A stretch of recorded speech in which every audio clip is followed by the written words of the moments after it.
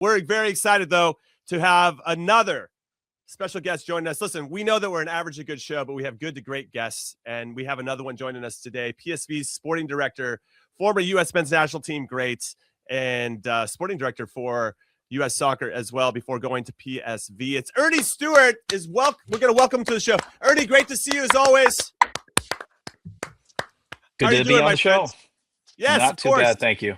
You've got the black turtleneck on. I feel like you're in your Steve Jobs' zone right now. It's certainly colder over here. I love it. So I have a ton of questions to ask. I know everybody else does as well. But we got to start with Ricardo Pepi. How unlucky is that injury from your perspective? And what do you do knowing that he was really on the precipice of just kicking on and having a fantastic season? Yeah, first of all, it's very unfortunate for Ricardo. This has been now a couple of injuries in a row that he's had, so that that also has some backlash for himself in the sense of how you trust your body and everything, which is unnecessary, I'd say, in this regard. One was a meniscus. This one has to do with his forearm. Broke his forearm. That was Saturday, so he was operated on Sunday. But yeah, very unfortunate for Ricardo, and especially with the eye of the World Cup coming up in the summer and everything. He was really on pace to at least make sure he performs for PSV, scores goals for PSV, and then hopefully is part of the World Cup squad. Ernie, great to see you, man. Love having you on. To walk us into what Ricardo Pepi is as a professional, because a lot of I told you before the show, I've only had a chance to interview him one time, right? He seems like a kid that goes every day and works his ass off and is trying to improve every part of the game. Like, walk us through who Ricardo Pepi is, because I'm sure a lot of our fans just don't know much about him. Ricardo, first of all, is a great kid. Second of all, he has this innate way of scoring goals. It's amazing. When I sit in the stands and the general director, our CEO of the club, like when he touches his first ball, we know if it's going to go in the back of the net, because he's so good at that piece. And the piece that he's been working on is especially playing through. Being the link up man as a center forward, and he's worked extremely hard on that. So he's come to a certain point now for us where we've made a choice that he's going to be our number one center forward after Luc de Jong leaving us and going to Porto. We made that choice, and he's deserved that because he's worked extremely hard for this, and that's why it's so unfortunate that this injury occurred again. So Ernie, in being around some top strikers for a long time, I know you had Josie at Alkmaar, and Josie was performing at an extremely high level. You got him back into the swing of things. You brought Ricardo Pepi because you knew he had potential, but you had Luc de Jong there, and Peter Bosch loved Luc de Jong and what he brought to the squad. But what is his ceiling? Because it seems like whenever he did get that moment to come off the bench, he made a difference. And you keep doing it, and to a certain point, you're like, hey, I'm ready now.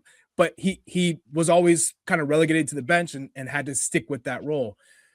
Where he is now, you decided he's the number one striker. But what is his top side if skill set if he gets to fulfill his potential under you? Well, obviously, Holland is known for a stepping stool for bigger and better. So when we bought him from Augsburg, we had a plan for him in the sense that we knew that Luc de Jong would be here. We also knew that Luc de Jong at one point would retire or take another step, and it was hard for a period for Ricardo, just in the sense that the way we play, we only play with one center forward, and that they're them playing together didn't happen that much. It was only if we were in panic and we're down one goal or anything like that. Luckily, that didn't happen much in my time here, so that's a good thing. But on the other side, it's for Ricardo, that was frustrating at times. But he worked through that. He always worked hard. He's a He's a real good character within our group, and where his potential lies. Yeah, it's he has something uncanny about him when he strikes a ball. It's amazing to see. It's one of the best I've ever seen in a player. Once again, once he touches the ball around the 18-yard box, it's always on frame, and it's on frame really hard. So that's something that he just has, and that's a huge talent. And that's why I think, even though PSV, we're playing at a great level, playing Champions League at the same time, but I also feel that there's even more for Ricardo in store. So Ernie, you guys have a 13-point lead at the top of the Eredivisie. Things can change quickly, so you don't want to take that for granted, of course. No, not at all. I mean, you have a couple Champions League games left in the group stages, away to Newcastle and then home to Bayern Munich. So obviously 2 stiff opponents and Easy games. Yeah, I love it. You said it. I was going to say it, but you said it. Do you make any moves in the transfer window? Because there had been reports that you turned down a bid for 35 million from Fulham for Ricardo Pepi. But now that he's hurt, 25 million. Okay. So 25 million. Now that he's hurt, do you go try to hit the window, or are you like, hey, we got what we got in terms of the lead in Eredivisie, and we think we can manage until he gets back? Yeah, well, we're actually working through that right now because there's, it's not only about Ricardo. We actually have 2 other center forwards that are injured at this moment. One's going to be back at the end of February, I'd say. The other one's going to be back the beginning of March. But how are they going to come back? And the Ricardo from the moment that he was operated on is 2 months. So in a perfect world, at one point, it could be that we have 4 center forwards if we buy one. So this is something that we're working through now, just to make sure that we make the right choice. It does look like, we have to look at this just because we have a lot of games.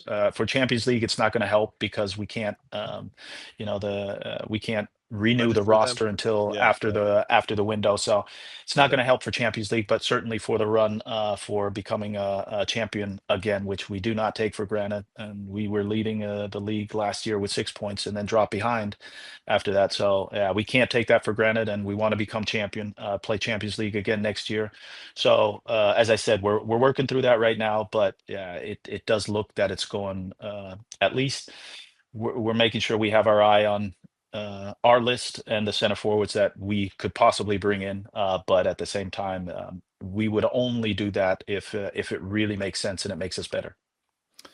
Give you Charlie Davies for free. He has got about 12 minutes a game in him right now.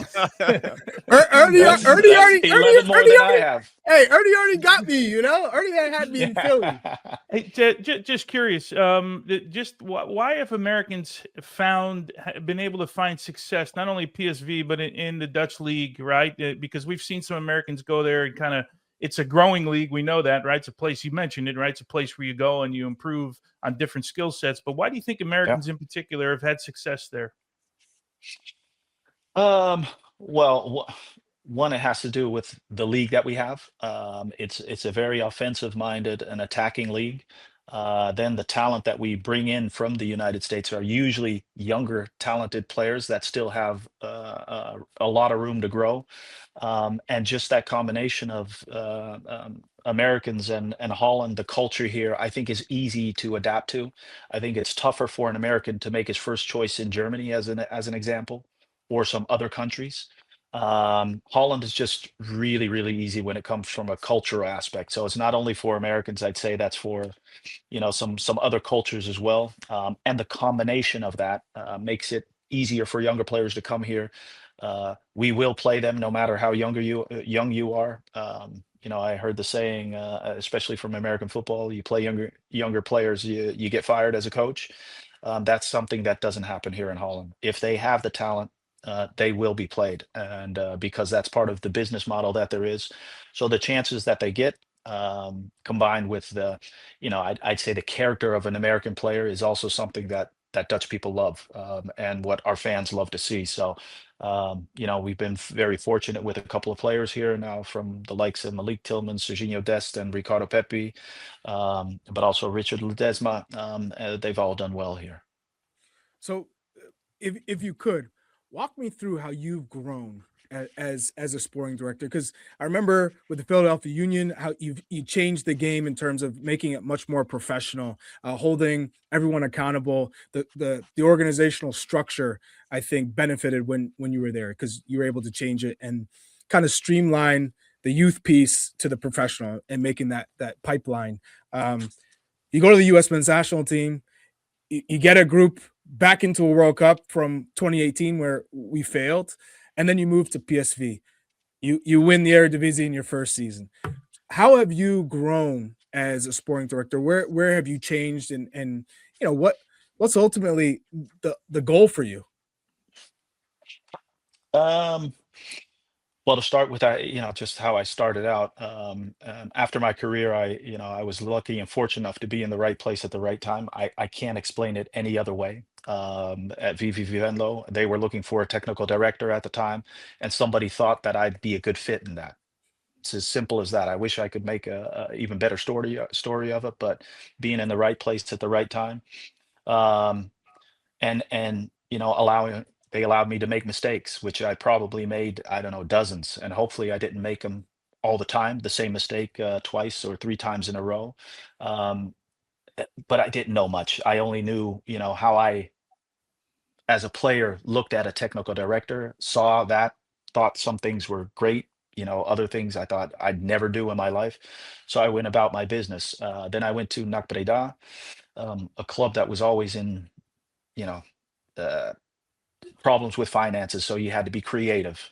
And then I went to AZ Alkmaar, and I'd have to say, from just that's probably who I am this day, with more experience, but consistency, continuity, having a plan, a vision of how you want to play, and then actually making decisions based on that plan and that vision that you have. So it was fun after that to go to the Philadelphia Union, a relative new club, I'll just call it, and try to put all those things together in and go about your business there.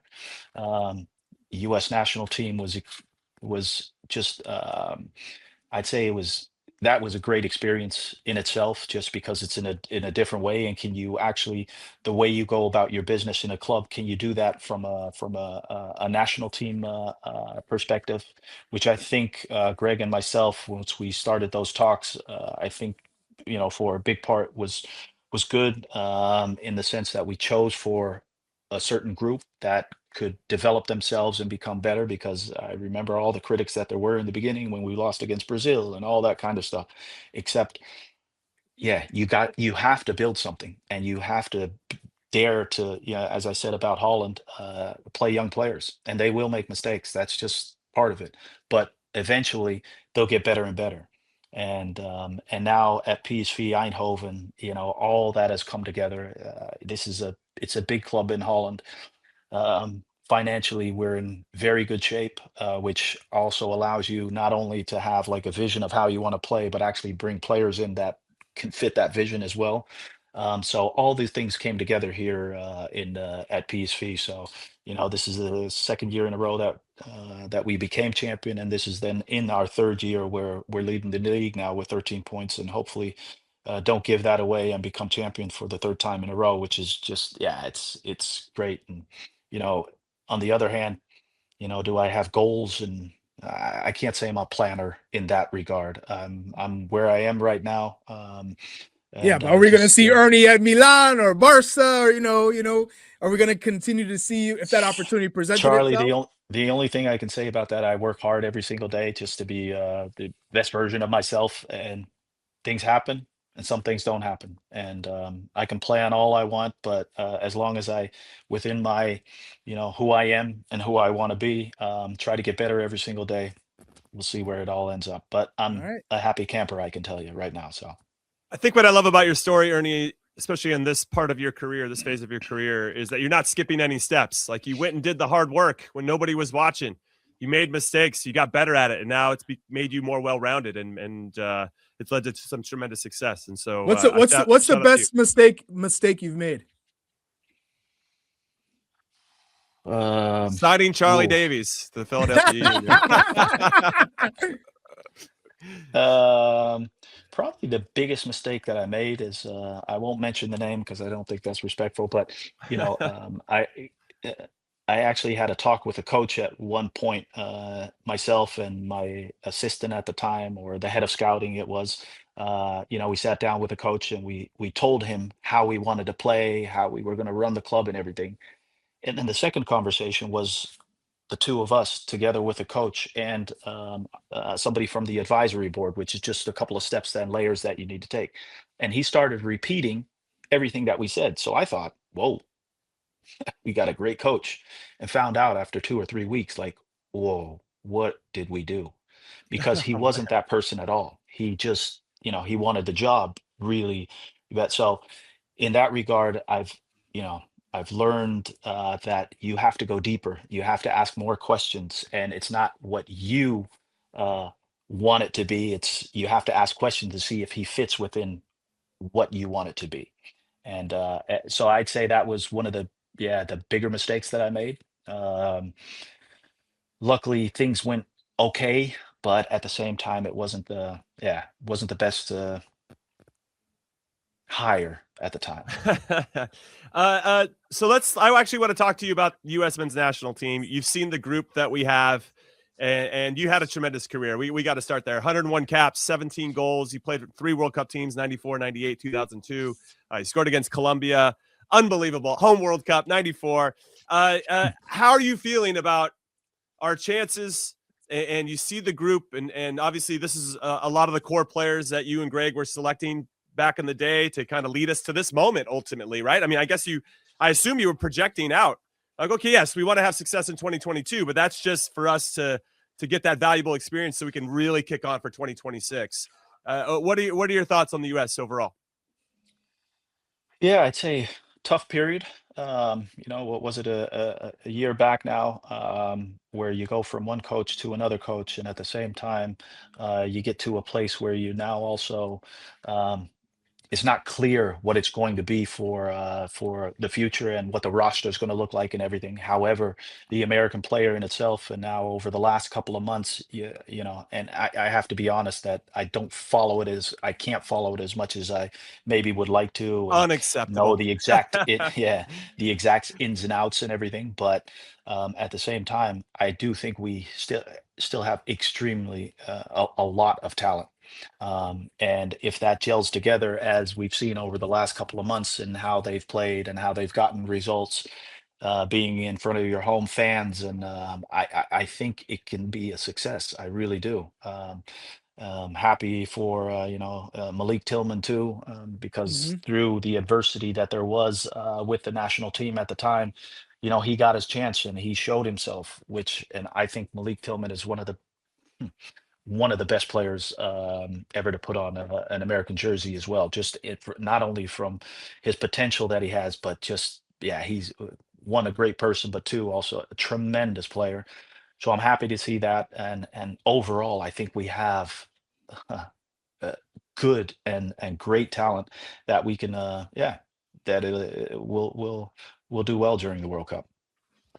Ernie, just curious. Obviously, you talked about the 22 World Cup, right? You were a big piece of constructing that whole thing. I think second youngest team, right, in that tournament, and lose to the Netherlands. What was the thought process after that World Cup, where the direction we're going is a good direction, and we're going to be home in 4 years at a World Cup, and this is our expectation for that group? I know things have changed since, but just immediately after that World Cup, where did you think the trajectory of this particular group, because there hasn't been a ton of change, there's going to be a lot of overlapping players? Where did you guys think it was going? Well, you hope that one, you do well during the World Cup of 22, and then second of all, that everybody is in a place at a club where they all play, they make a lot of minutes, they gain the experience that they need. That you have games, you know, from a national team perspective, that means something, which is really difficult, because in Nations League is great, but you can't say like it's not World Cup qualifying. Right. So, you miss out on that a little bit. Obviously, the Gold Cup, and that makes it more. But all those experiences, that you hope that team just grows and grows. Because one thing I've learned just over the years that I've done this consistency, continuity, and the experience that you gain together. And I remember when Greg and I were talking, we looked into, what successful teams and world champions all, what kind of traits do they have? And one of the things that came through was like a lot of teams that have played together for a longer period of time and players that have played together for a longer period of time understand each other without, even having a coach in front of them.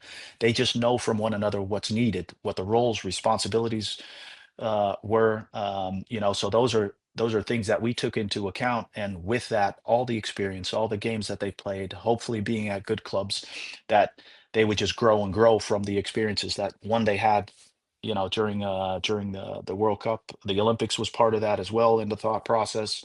And then taking that to 26, all those experiences, and then blowing up. Which leads me to the U.S. men's national team finally getting a coach that has this, name recognition around the world, right? Mauricio Pochettino. It was going to take some time to catch up, to understand the scope within U.S. soccer and the amount of players and Major League Soccer and all the learning that goes into it.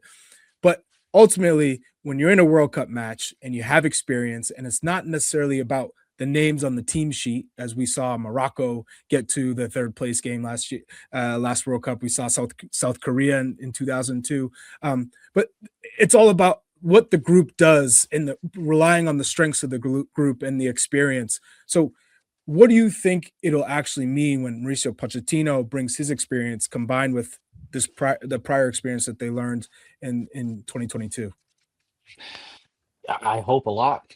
In the end, though, even though Mauricio Pochettino is a very, very experienced coach at a club level, he's been a national team coach for a year. So those experiences that come during a World Cup, those are going to be new for him too. So you always have to go back to the experience that you have as a coach and how you handle players, and you're going to have to rely on your players too as well. So even though he is a very experienced coach, national team is just a little bit different. And another thing that we've also saw when we were going through that, at least in my mind, there haven't been many world champions that had a foreign coach, which is an extra element to, the thought process back then with Greg.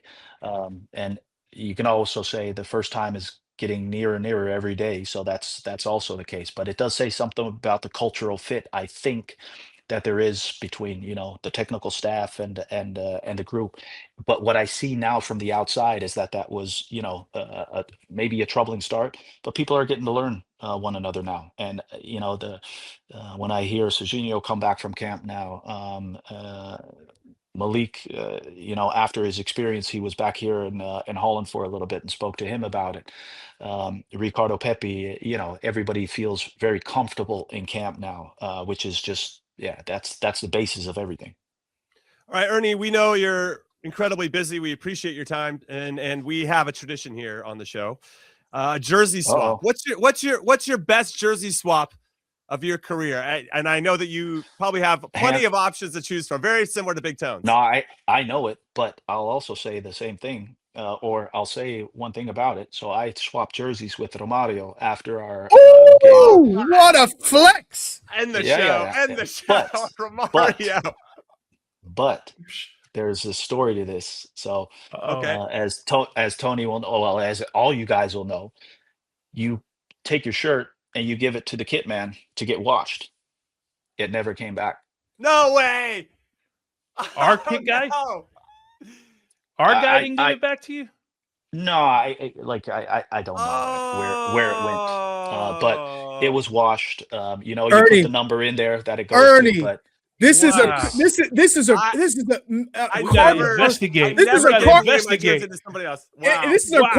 cardinal sin. I even knew this. When you get that jersey, that thing doesn't leave your sight. It goes right into your bag, and that thing stays tight, and you bring it home and you wash it at home. You don't even give that opportunity because that thing is gonna be gone. We'll just call it a rookie mistake, Charlie. Wow. Come on. I had some games. I had some games under my belt too, but still made the mistake. Wow. Yeah. Wow. After Romario, what's the next best one? Yeah, I was gonna say, what's number 2? What's the one that you kept? Yeah, So Ronaldo, Oh, the okay, young all right. Ronaldo, huh? Forget it. That was Okay, during I mean, the what? Copa America in Uruguay. You went But from it's Oh, you you went got from you got Romario to phenomenal. Ronaldo. I'm You got gonna phenomenal. toss this mic through the Yeah, wall. Damn. You but got he was phenomenal. he was a reserve player, Charlie, huh? It At the doesn't time, he was a matter. young, It makes it and even better. and it was number 20. So it's a little. Oh, But Oh, after that, I would say consolation. Paulo That feels- Maldini. oh, hell no, Ernie. Stop. Yes. Romario, Ronaldo, and Maldini. Come on. This is That's like the best of all time. Best Yeah, of all it is. time. Wow. You've And I have caught 2 the of top. them. So that's good. Oh That God. is unbelievable. Man, he Look, just built the Mount Rushmore That is- Of jersey traded swaps. Yeah, swap this is- jerseys. I've got Damn. wow. Damn. That- And what was the worst jersey you ever got? Yeah. He's Wow. like, Reverse this. George Weah. Yeah, I got way. There were George some Weah. ugly ones. I remember we played Australia one time. They had a kit. I forgot who I traded with, but the kit was so ugly. So that's got to be the one. Unbelievable. Oh, Unbelievable. man. Ernie, thank you so much for your time. Thanks, We really man. appreciate your No problem insight, at and all. these stories are fantastic. And we wish you and PSV the best of luck the rest of the season. Ernie Stewart, everybody. Thank you so much. You guys have a good one. Oh, look at you. You got to the end of the video.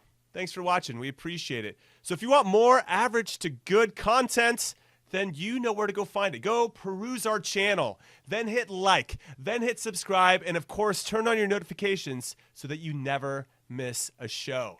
We'll see you next time.